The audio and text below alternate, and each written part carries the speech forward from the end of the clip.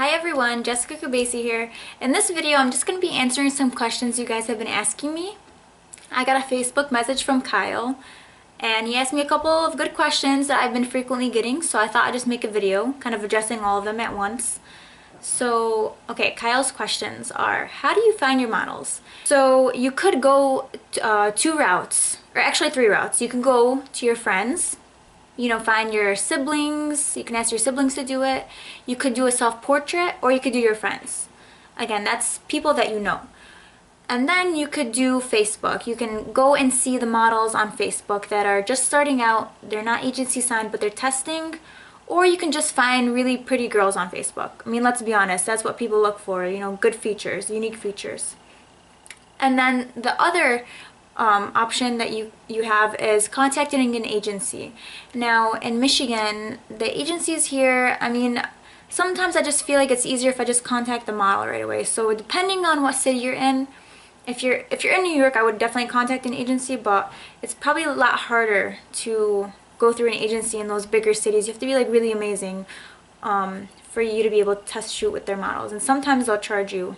Or if you're really amazing, sometimes they'll pay you to shoot with their models. So usually what I will do, this is my own personal thing, I'll go on Facebook, I'll look up a really good photographer, and then I'll just go through their portfolio and see what models they have used, and I'll make sure the photographer is in my city.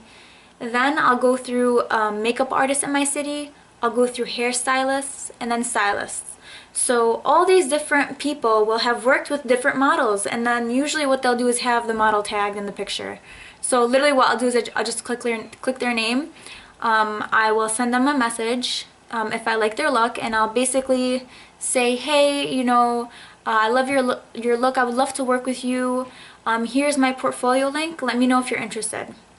And I always mention that to test shoot, by the way.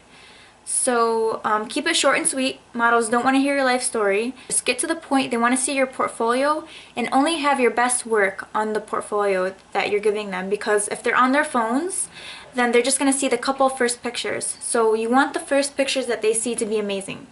Now, as far as styling, clothes, makeup, and everything else go, if you don't know anyone who does any of that stuff, go to a hair salon, go to a makeup salon, just a regular salon where there is hair and makeup. And there will be tons of makeup artists, hairstylists. All you have to do is just ask. Send them a message, show them work that you've already done, and just say, hey, would you like to collaborate with me? I do photography, and go from there. Most people will find it very flattering that you're asking them. And it's also good for them because they get to advertise their work with your pictures that you're providing to them. So that's also another good way. But usually if it's a test shoot and the model is already like really naturally pretty, what I'll just have them do is put on some really light foundation, blush, and we'll be on our way from there, because I don't really like to have too much makeup on a test shoot, because you are testing them, you're seeing how their features are.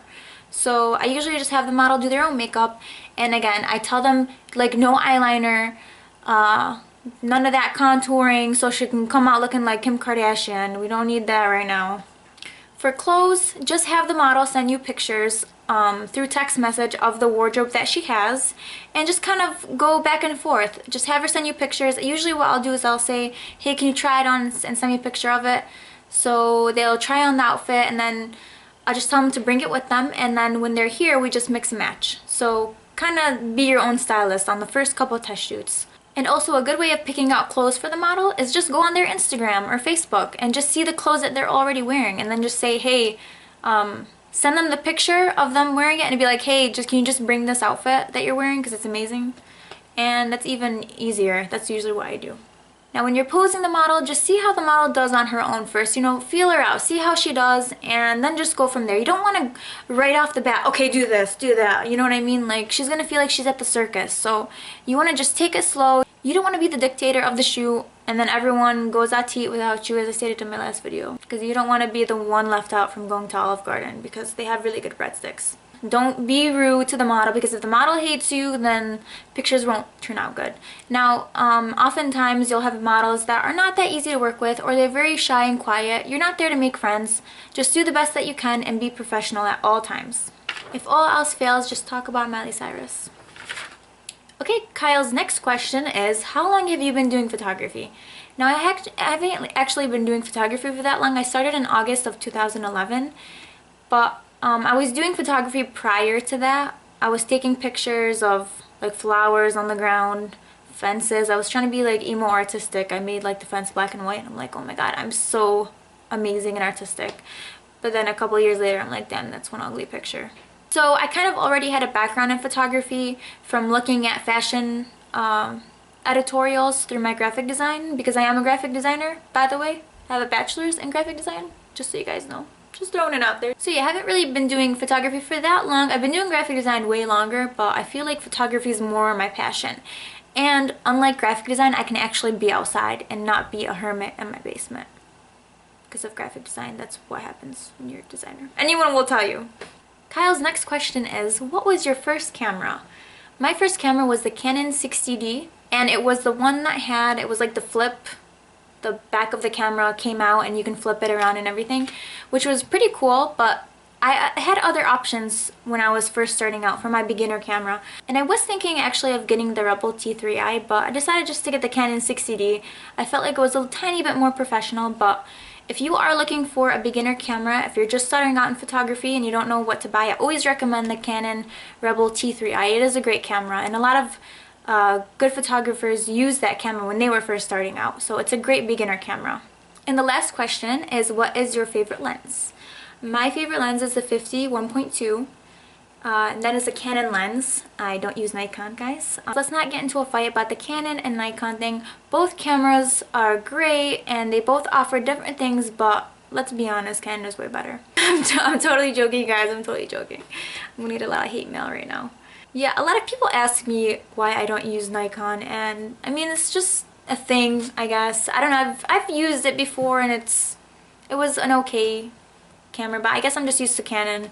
And actually, a lens that I'm thinking of getting next would be the 24-70, and that is version 2, and that's, again, the next lens that I plan on buying.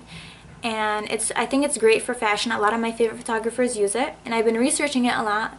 So I'm pretty excited because I don't have a zoom lens yet. I always have to like walk up and down, and it's kind of annoying. I mean, it's a good workout, let's be honest. So that's all the answers I have for you guys. If you guys have any other questions, leave them in the comments. I'll try to get to them. I'll probably make a longer video answering any questions you guys have, but hopefully this answers a lot of questions that people always ask me. Thank you guys for watching, and have a great day, guys. And don't use Nikon.